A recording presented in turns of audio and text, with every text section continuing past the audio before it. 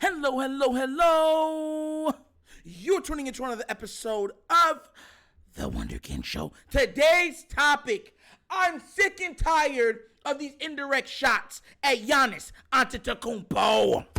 Listen, so right now on Twitter, there's a trending topic that his brother Thanasis Antetokounmpo should not be in the league. He was asked by multiple people if he would be on any other team, and they all responded with, no, he wouldn't be on the other team. Matter of fact, let me be more real. They responded like this. No! And you know what's funny? It's a direct shot at Giannis. That's all it is. It's more garbage that people have that is aimed at Giannis Antetokounmpo. Let me tell you what the Bucks, because for anybody that wants to say, well, Thanasis is only there for their brother, do you know how many players are average under 2-1 whatever points per game in the NBA? You know how many of them did it during the Miami Heat when they were the Heatles? Bro, y'all gotta stop doing this. What you're doing is y'all hate Giannis, but he keeps winning. So what you do is y'all keep trying to find different narratives and different ways to poke and take shots at the throne.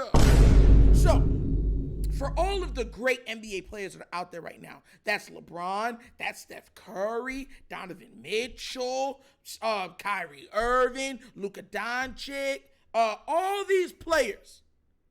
Guess what team has the best record in the NBA? Do you know what it is? Huh? Do you?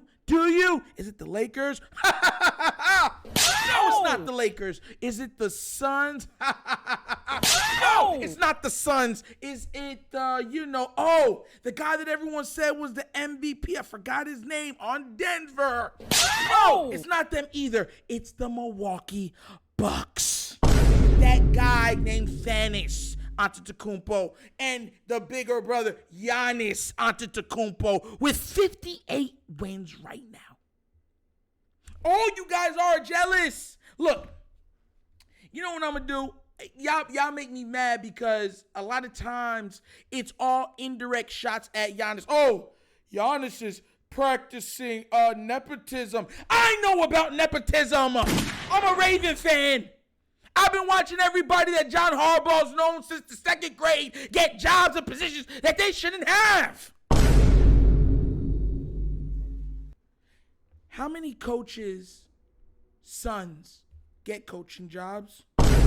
How many players' sons get NBA jobs? How many? Bro, the list goes on. When you're in that level, that's why it's also another reason so hard to make the NBA. Do you know how much talent falls by the wayside? Because everybody's trying to get their family, friends, someone that they know, a chance to play. That's fact. That's not conjecture. So now with Giannis, who got his brother, whose brother seems to be a talented player, but just like anything, you have rotations on teams. When they've given him the opportunity to play, he's played just fine. It's not like I want to remind y'all real quick, bro. Let me make sure I have everything laid out for this because y'all be trying me sometimes and it be like bothering me, right? So what I did is I looked up every player that averages under 2 points a game. And they all still have jobs in the NBA, right? And then I'm going to show just how foolish this narrative is, right? So we have Elise Johnson, Theo Pinson, Kobe Simpson, Dylan Windler, Lyndon Wigginton, Tony Bradley, Alex Len, Michael Carter-Williams, Matthew Dellavedova. Y'all remember him when he was playing with LeBron?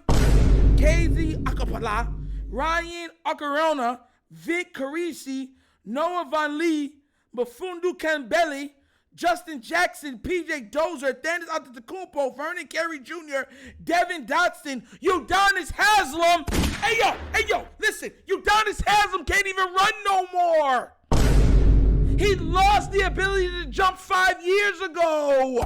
He still got a job and they're giving him a goodbye present. Oh, he was such a great player. You were such a leader. You didn't go out on your deathbed. You rolled out in a wheelchair. But yeah, y'all had no problem with it. None! So let's keep going because this list keeps going. Leonardo Balmaro, Marco Simovic, Sterling Brown, Deontay Burton, Frank Jackson. There's a plethora of guys on team that get very limited minutes. They get very limited points. And they're still being paid. And almost every player I just named is being paid more than Thanasis Antetokounmpo. Do you know why I have no problem with this? Listen, one thing, I think he's played 5 seasons right now, right? I'm going to show you how, because some people are not, they don't have no siblings, right? And if everyone wants to yell, blah, blah, blah, blah, blah, everybody's doing it. Everybody. LeBron is using his power right now to get his son into the NBA. He's making sure his sons know all the ins, the outs, has the best or the easiest track to get there. Even the way that the media talks about them have changed. And I don't want to hear anybody, because they've gotten better. How much better? How much better? I'm not saying that they're garbage or anything, because it was never that. Very talented. He has 2 very talented sons. My point remains intact, though. He has made it as easy as possible for them to play in the NBA because he wants to play with his son before he retires. That's what he wants. None of you will have a problem with it. Do you think that it'll be an accident that LeBron James gets to be on the same team as his son? What would you call that, LeBron fans? Huh? How would he make it happen? You know what he's going to have to do? It's called nepotism. Nepotism runs the country. I want to let you, how many Bushes have been in the offices around the world? You know, Jeb Bush, George Bush Sr. How many of them have been in the White House and in other prominent roles within our society?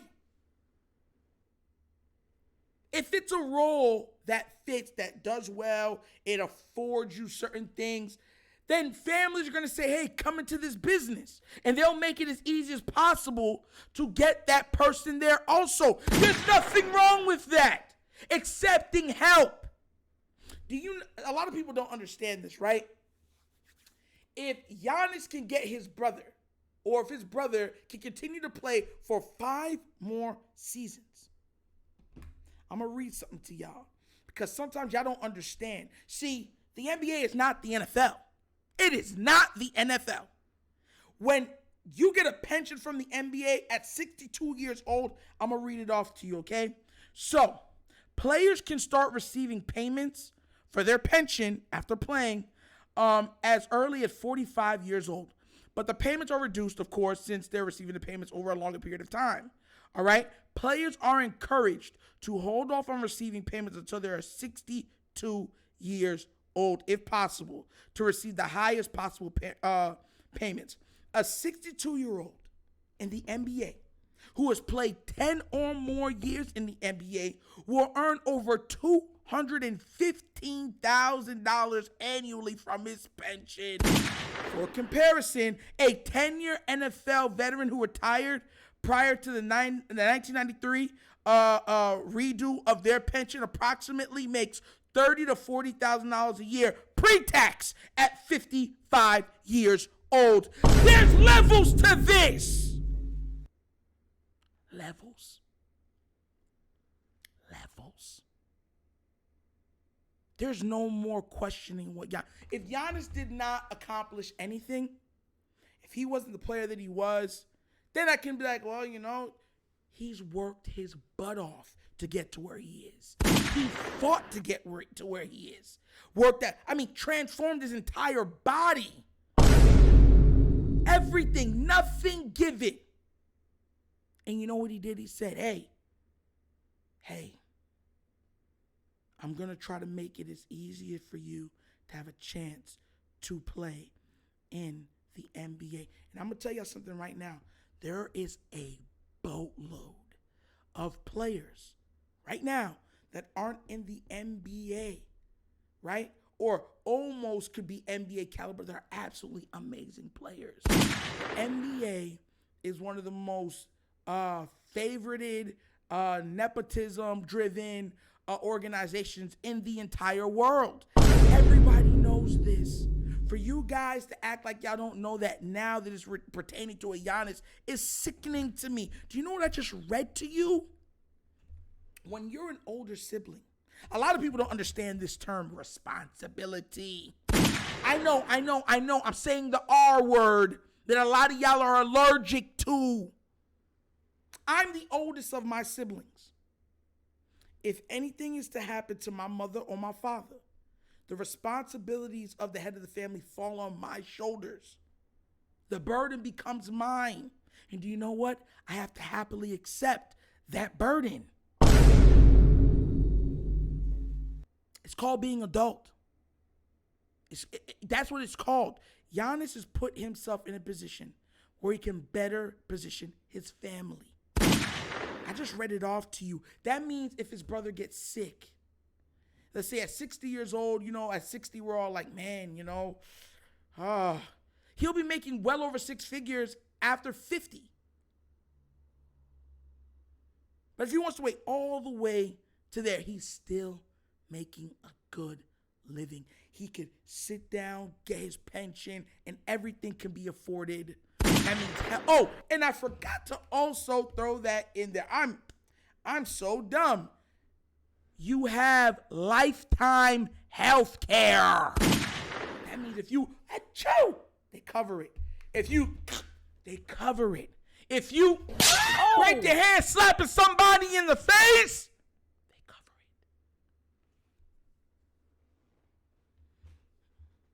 it. Now that's a program. The NFL, I believe, stops after 3 years. 3 years. Because remember, everyone has to understand that the NFL, when comparing between, is not a contact sport. That's a lie. The NFL is not a contact sport. It's a collision sport. He did right by his brother, and his brother is a talented basketball player. I would put I'd put any amount of money on that everybody saying that he doesn't deserve to be in the NBA could not beat him. Could not beat him. He could jump, he could run, he could shoot, he could do it all. He's just not as good as his brother. That's all.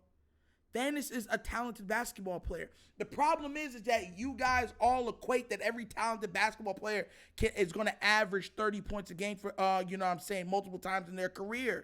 No, they level out. Even as elite as you are coming out of college or overseas or whatever else it is like that, right? When you look at it, the cream of that level rises to the top. Rises to the top. We're talking about a 6'8" dude with over a 40-inch vertical that can run a 4.4. Like, yo, stop the cap. All of them are talented basketball players.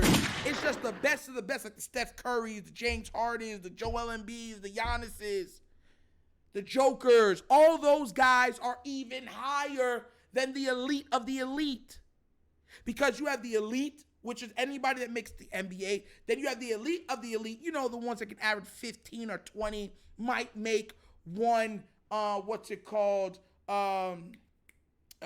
going to say Pro Bowl, but you know what I'm saying? All-star team, right? Might make one all-star team in there. And then you have the creme de la creme.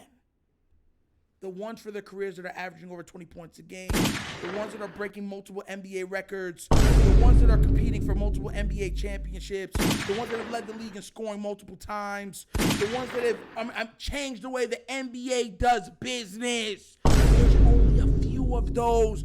Not everybody's LeBron. Not everybody's an Allen Iverson. Not everybody's a Kobe Bryant. Not everybody's a Shaquille O'Neal. Not everybody's a Kareem Abdul-Jabbar. Not everybody are those guys. And there's nothing wrong with Antetokounmpo setting up his little brother for success because everybody is doing it.